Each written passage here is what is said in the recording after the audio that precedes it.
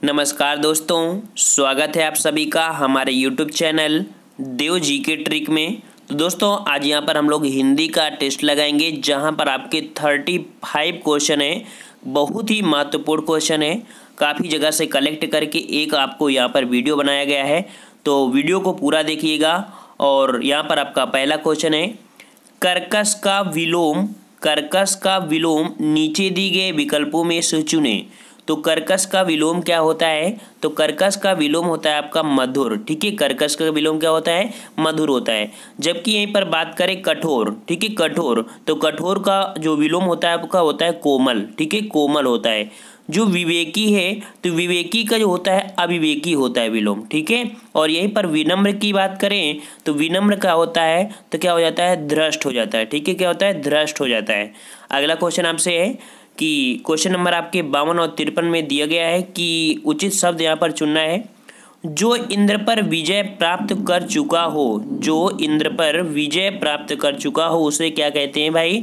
तो उसे कहते हैं यहाँ पर जो जवाब होगा सी नंबर, उसे बोलते हैं इंद्रजीत। ठीक है, बोलते हैं इंद्रजीत कहते हैं। और जब इंद्रियों पर विजय प्राप्त किया जाए उसे जितेंद्री कहते हैं। ठीक है, जब इंद्रियों पर विजय प्राप्त किया जाए उसे जितेंद्री कहते हैं। ठीक है, अगला क्वेश्चन आपसे कह रहा है उच्च कुल में पैदा व्यक्ति, उच्च कुल में पैदा व्यक्ति जो होता है उसे कहते हैं कुलीन। क्या बोलते हैं? कुलीन, अर्थात डी नंबर आपका हो जाएगा सही, कुलीन होता है। ठीक है, अगला क्वेश्चन आपसे पूछ रहा है कि ईश्वर तुम्हें दीर्घायु दे, ईश्वर तुम्हें दीर्घायु दे, इसके आधार पर वाक्य का भेद बताएं। तो वाक्य का भेद बताना है तो 154 का आपका जवाब हो जाएगा सी नंबर, मतलब कि इच्छावाचक वाक्य है आपका। ठीक है, क्या है? इच्छावाचक आपका वाक्य है यहाँ पर। और अगर ये बोले कि अतः ईश्वर तुम्हें दीर्घायु दे, एक प्रकार का इच्छावाचक होता है। ठीक है, अगला क्वेश्चन आपसे पूछा है श्री गणेश, इतनी बार क्वेश्चन आपसे रिपीट किया गया है कि श्री गणेश का विलोम क्या होता है? तो श्री गणेश का जो विलोम होता है वो होता है आपका इत श्री। क्या होता है? इत श्री, मतलब कि बी नंबर आपका होता है यहाँ पर। अगला क्वेश्चन आपका दिया है फूल का पर्यायवाची नहीं है। भाई यहाँ पर पूछा है फूल का पर्यायवाची नहीं है, तो यहाँ पर बताइए कि कौन सा फूल का पर्यायवाची नहीं है। तो देखिए फूल का आपका पर्यायवाची कौन नहीं है? तो 156 का आपका सी नंबर हो जाएगा तनुजा। ठीक है, क्या हो जाएगा? तनुजा। तनुजा आपका यहाँ पर नहीं है। और यहीं पर बात करें जो सुमन है, पुष्प है, कुसुम है, ये आपके सब फूल के पर्यायवाची होती हैं। और इनके अन्य भी हमारे पर्यायवाची होते हैं, जैसे प्रसून है, मतलब ढेर सारे आपके होते हैं। जबकि जो तनुजा है, तनुजा, तो तनुजा बेटी या पुत्री का पर्यायवाची होता है। ठीक है, बेटी या पुत्री का पर्यायवाची होता है। अगला 157, किस रस को रसराज कहा जाता है? तो किस रस को रसराज कहते हैं भाई? तो आपके 4 ऑप्शन यहाँ पर दिए हैं और 4 ऑप्शन में आपका जवाब हो जाएगा सी नंबर, अर्थात श्रृंगार रस को रसराज कहा जाता है। मतलब कि रसराज की उपमा से अलंकृत किया जाता है आपका ये जवाब। ठीक है, अगला दिया है मनरे तन कागद का पुतला, लागे बूंद विनस जाए छिन में, गर्व करे क्या इतना। ठीक है, इसमें से आपका रस पूछा है। ठीक है, इसमें से रस पूछा है, यहाँ पर रस क्या हो जाएगा? तो 158 का डी नंबर हो जाएगा शांत रस हो जाएगा। क्या हो जाएगा? शांत रस, मतलब कि जिन विषयों या उद्दीपनों में परमात्मा के वास्तविक रूप का ज्ञान हो जाता है और अन्य विषय में वैराग्य हो जाता है, उसे शांत रस कहते हैं। मतलब कि कह रहा है मन रे, ठीक है, इस पद में जो कवि ने तन को कागज के पुतले समान माना है, जो कि क्षण भर में पानी की बूंदों से नष्ट हो जाता है, फिर भी इस तन पर इतना गुमान क्यों है? यह कवि तन को छोड़कर परमात्मा के प्रति अनुराग पैदा करने के लिए कह रहा है, अर्थात यहाँ पर शांत रस आपका हो जाएगा। ठीक है, अगला क्वेश्चन आपका कहा गया है। उससे पहले बता दें कि अगर आपने हमारे न्यू चैनल जो कि ओनली यूपी SSC बाय देव, ये आपका जो करंट अफेयर के लिए बनाया गया है, यूपी करंट अफेयर या यूपी SSC से संबंधित जितने भी आपके करंट अफेयर हैं ये बनाया गया है। ये प्रॉब्लम ये हो गई कि हम आपको इस चैनल पे सभी कम्पिटिटिव एग्जाम की तैयारी करा रहे थे देव जी के ट्रिक में, तो वहाँ पर नोटिफिकेशन आपके पास नहीं जा रहा था। यहाँ पर बच्चों का कहना कि सर आपने चैनल नया बनाया है, दिक्कत ये होती है कि हमें जाना पड़ता है। आपको जाना क्या पड़ता है? ये चैनल आपको दिख रहा है, इसमें सब्सक्राइब कर लीजिए, हमारे जो दिख रहा है बेल आइकन दबा लीजिए, आपके पास ऑटोमेटिक मैसेज आ जाएगा। अब यहाँ पर अगर हम वीडियो डालेंगे भी तो आपके पास नोटिफिकेशन नहीं जाएगा, तो क्या मतलब निकलता है हमारे वीडियो डालने का, ठीक है। तो इस कारण से आप इस चैनल को सब्सक्राइब कर लो। यहाँ पर आपको UP special, UP current affair, साथ में आप यहाँ देख सकते हैं हमने सब कुछ वीडियो यहाँ पर डाल रहे हैं, ऐसा नहीं है। तो आपको यहाँ पर UP current affair, UP special subject जो है आपको यहाँ पर मिलते रहेंगे, साथ में 50 क्वेश्चन को विविध क्वेश्चन भी यहाँ मिलेगा, ठीक है। तो हमने इस कारण से आपको यहाँ पर बनाया है, ठीक है। आपकी इच्छा है तो यहाँ पर कर सकते हैं। वैसे करंट अफेयर आपको जो बना रहे हैं तो 20 क्वेश्चन आपके डेली यहाँ पर डाल रहे हैं, ठीक है। डेली आपको यहाँ पर डाल रहे हैं, तो आपकी लिंक हमारे डिस्क्रिप्शन बॉक्स में पड़ी है, उसको आप क्लिक करके फॉलो कर लीजिए, आपके लिए फ़ायदा ही होगा, ठीक है। 2-4-5 वीडियो में यहाँ पर हम बोल देंगे, बार बार नहीं बोलेंगे। 2-4-5 वीडियो में जब बच्चे जानने लगेंगे तो फिर नहीं बोलेंगे, ठीक है। चलो आइए यहाँ पर देख लेते हैं जो क्वेश्चन कह रहा है। जिस छंद में 4 चरण और प्रत्येक चरण में 16 मात्राएं होती हैं वह कहलाता है। तो वह क्या कहलाता है, तो यहाँ पर 159 का जवाब हो जाएगा, 159 का डी नंबर, अर्थात वो आपका होता है चौपाई। क्या होता है, वो आपका चौपाई होता है। और चौपाई एक सममात्रिक छंद है, इसमें 4 चरण तथा प्रत्येक चरण में 16 मात्राएं होती हैं। चरण के अंत में दीर्घ गुरु के बाद लघु या वर्ण आना वर्जित होता है, ठीक है।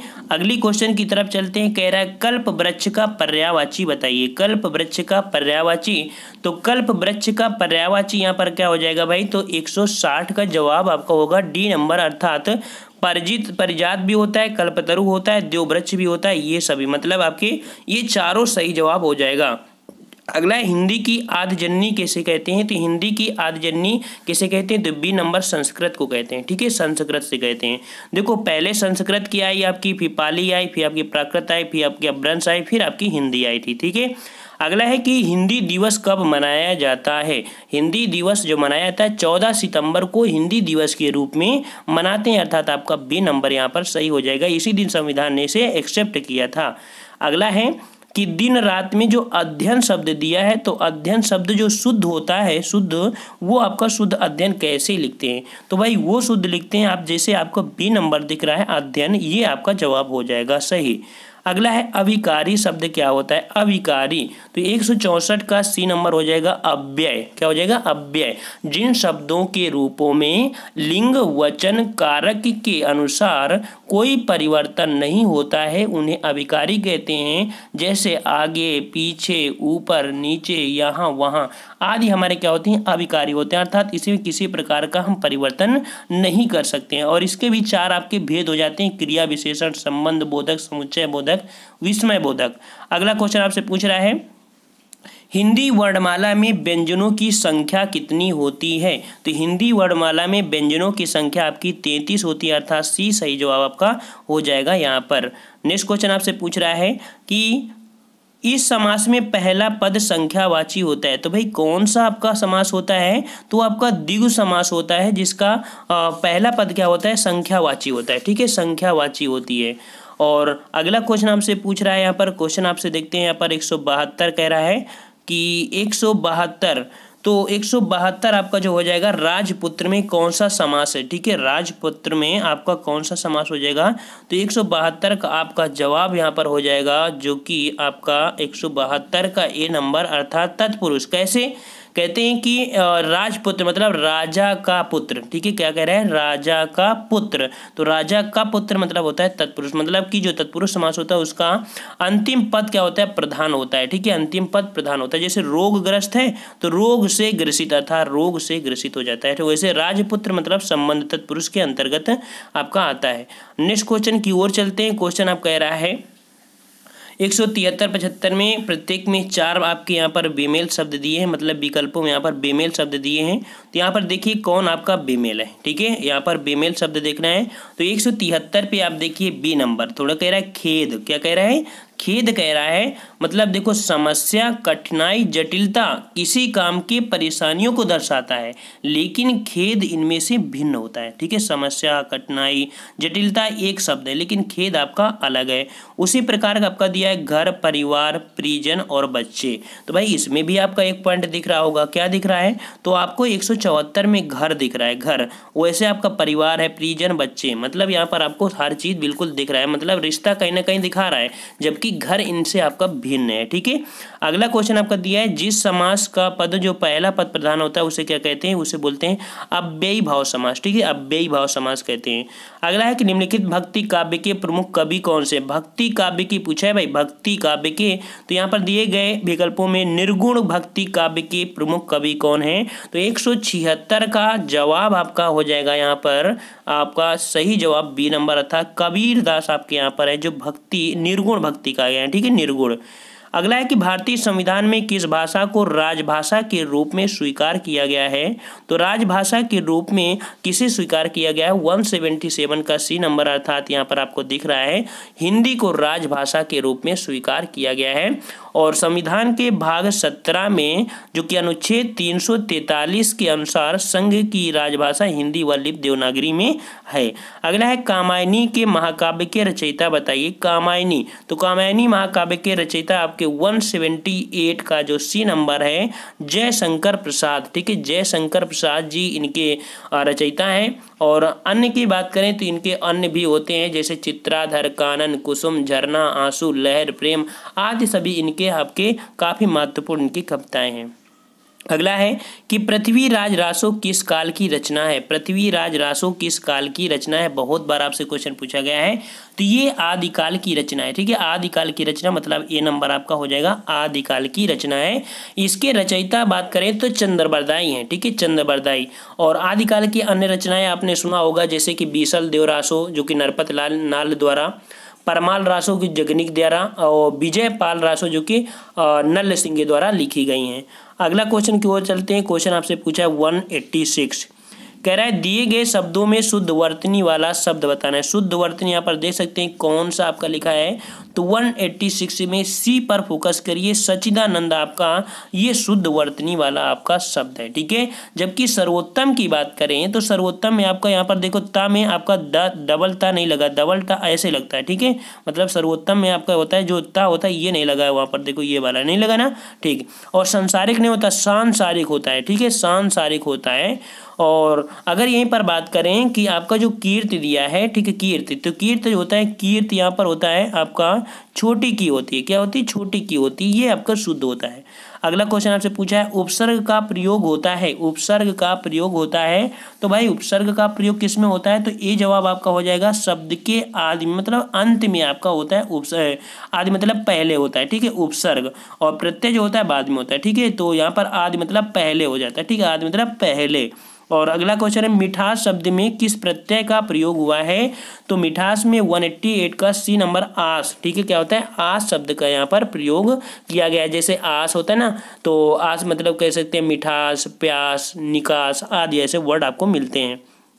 अगला है कि सत्याग्रह का सही संधि विच्छेद यहाँ पर बताइए। सत्याग्रह, तो 189 में डी नंबर देखिए, सत्य धन आग्रह। सत्य धन आग्रह ये आपका यहाँ पर हो जाएगा सत्याग्रह। ठीक है, मतलब यह दीर्घ स्वर संधि में है। और इसमें दो वर्ण यहाँ पर देख सकते हैं, आ प्लस बा बड़ा आ। ठीक है, और बड़ा आ बराबर मिलके बनते बड़ा आ बन जाता है। ठीक है, नेक्स्ट क्वेश्चन आपका दिया है कि दो वर्णों के मेल से होने वाले विकार के या परिवर्तन को क्या कहते हैं? तो उसे बोलते हैं यहाँ पर संधि। ए नंबर आपका हो जाएगा, संधि हो जाएगा। ठीक है, अगला क्वेश्चन आपसे दिया है सूरदास के गुरु कौन थे? तो सूरदास के गुरु बहुत ही इजी है, आपका कौन हो जाएगा? वल्लभाचार्य। ठीक है, वल्लभाचार्य आपने हाई स्कूल में यहाँ पर खूब लिखा होगा। छंद पढ़ते समय आने वाले विराम को क्या कहते हैं? तो छंद को पढ़ते समय जो आने वाला विराम होता है 192, उसे बोलते हैं बी नंबर, उसे बोलते हैं यति बोलते हैं। ठीक है, उसे बोलते हैं यति बोलते हैं।